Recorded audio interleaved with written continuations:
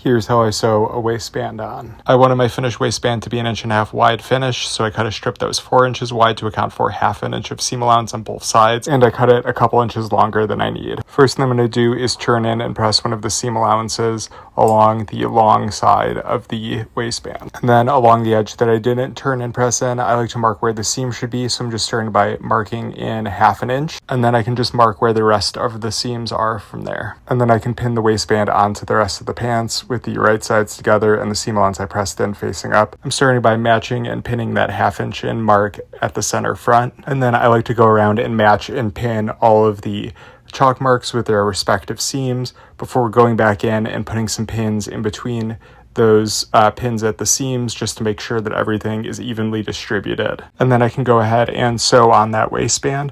I like to flip the pants so they're inside out with the waistband on top. I find that's the easiest way to stitch it. Again, I'm using 1/2 inch of seam allowance here. And then I'm going to press the seam allowance up towards the top of the waistband from the exterior. I've got a tailor's ham underneath here. I find it just a little bit easier to work on top of it. And then I'm just making sure that seam allowance is turned and pressed in on both sides.